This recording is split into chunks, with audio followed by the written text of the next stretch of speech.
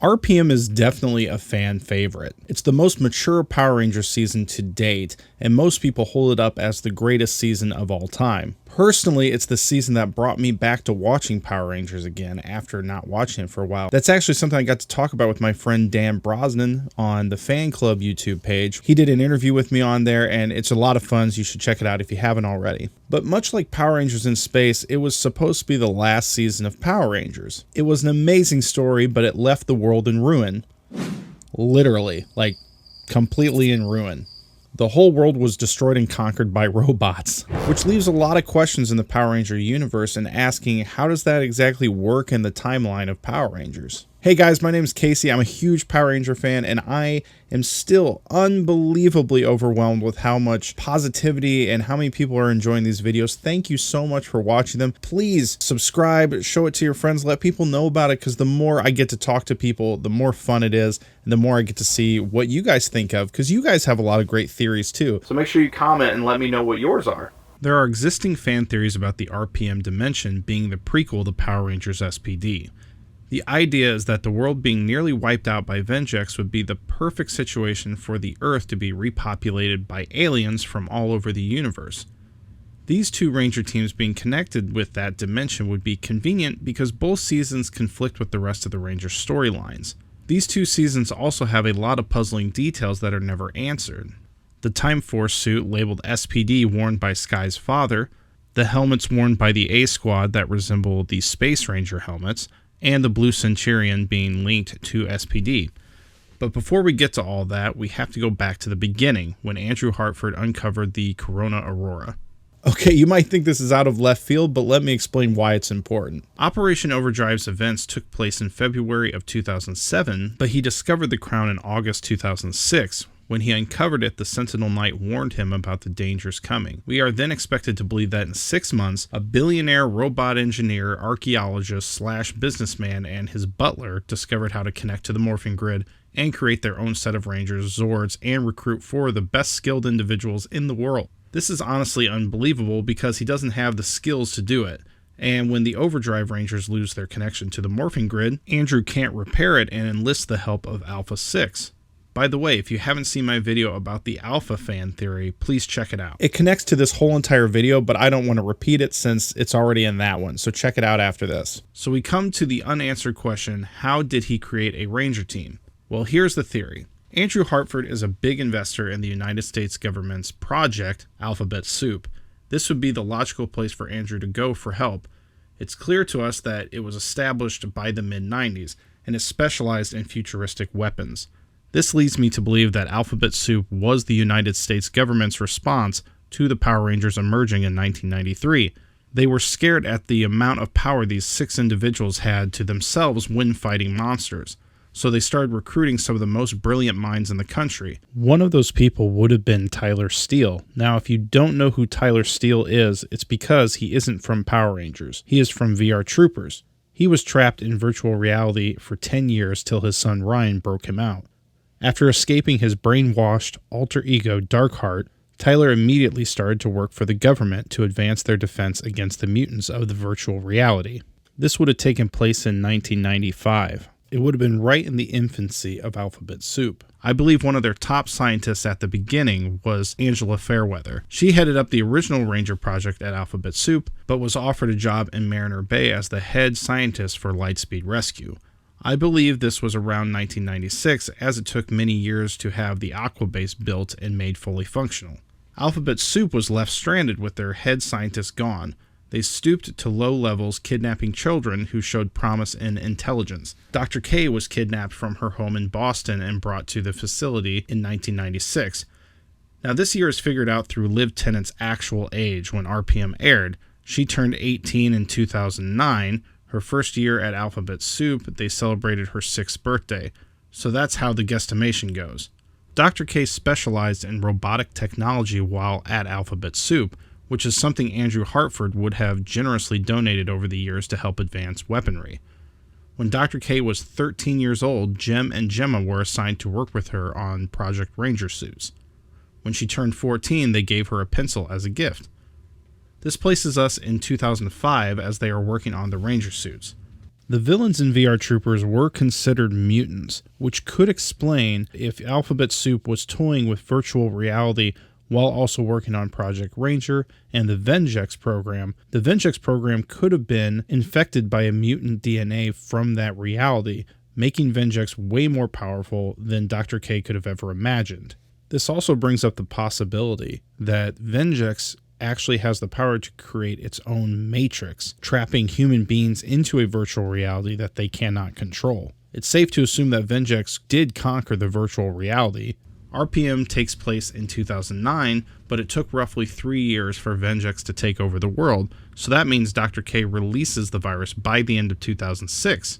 August of 2006, Andrew Hartford discovers the Corona Aurora, enlists the help of Alphabet Soup to create the Rangers. They of course enlist the team of Jem, Gemma, and Dr. K, who have been working since 2004 on the Project Ranger suits. They quickly made up several prototypes, and this evidence is seen in Power Rangers RPM. From a snapshot of the robotics that Dr. K is working on, it appears that she is making some sort of body armor suit that resembles a prototype for the Transtech armor from Operation Overdrive. In episode 24, entitled Ancient History, Tenaya 7 goes to the ruins of Alphabet Soup. During this scene, a prototype helmet is shown. It's an Operation Overdrive helmet with a visor over the top reading prototype. It also later reveals footage of Dr. K teaching the Venjix virus to infiltrate military codes, and then talks about continuing work on Project Ranger. During the project dealing with Operation Overdrive, Dr. K came up with the slang terms for the Ranger members being called operators. This connects Alphabet Soup with being involved in making the Operation Overdrive suits, and strangely, the Venjix virus was involved as well. After Andrew Hartford was given the Operation Overdrive morphers, weaponry, and Zords, Dr. K made a plan to escape Alphabet Soup, resulting in the release of Venjix. Since it took from 2006 to 2009 for the virus to take over the world, early 2007 wouldn't have shown an obvious attack from Venjix. The virus would have had to start building an army and preparing for a large enough attack before starting. It's understandable that the Operation Overdrive Rangers wouldn't have noticed, since they fought against the most villain fractions in the franchise history. It spreads them so thin they didn't notice that the very place that gave them their powers actually destroys the world. SPD is sort of a mystery because it's set in 2025 and the world is inhabited by aliens and humans alike. The universe now has a galactic police force known as Space Patrol Delta. Unless they are looking to turn Power Rangers into a world where there are always aliens on Earth, this season doesn't fit in with the rest of the Ranger universe, which is why the fan theory of SPD being the result of RPM is a popular idea. It makes perfect sense to me that the aftermath of RPM left the Earth as an underpopulated planet. It would be the perfect place for refugees or criminals throughout the galaxy to get a fresh start. Now this makes perfect sense to me, and I honestly think this needs to be considered canon by Hasbro. It makes sense, but it makes things difficult because there are some things that don't connect. SPD has complete records of former Ranger teams as shown by the Dino Thunder team-ups. They even have access to old morphers. Now, to my knowledge, Dr. K did not have records of former Ranger teams. Since her life was spent basically as a prisoner cut off from the world, there is no way she would have known. But that's why Sky Tate's father is so important. There is clearly Time Force technology being used by SPD. Sky's father has the same suit as Wes Collins, but with added SPD logos. This, of course, was because Disney denied their request to make a unique suit for Sky's father. If they were given the budget to do so, they would have, but they didn't, so as a conspiracy theorist myself, I have to uncover how this works in Power Rangers. Time Force worries about messing with the timeline. That's one reason Jen and Wes can't stay together, because it would ruin things. There was never any information about the world being taken over by robots during Ransic's reign in 2001. The Quantum Ranger and Red Time Force Ranger powers are being used by Wes and Eric with the Silver Guardians, but how does that connect? Could Sky be a descendant of Wes? Frankly, no, I don't believe so. With the TV special Clash of the Red Rangers, where Scott Truman comes to the Samurai dimension, it clearly shows that RPM is in its own dimension. There are theories that everything up to RPM is one dimension, and the Samurai or Neo-Saban era is a new dimension or fresh start for the Ranger universe. So that means all your favorite Ranger teams are dead, but with the Legendary Battle, it doesn't make a lot of sense. I believe that when Time Force went back to fix the events of RPM, it didn't change the future.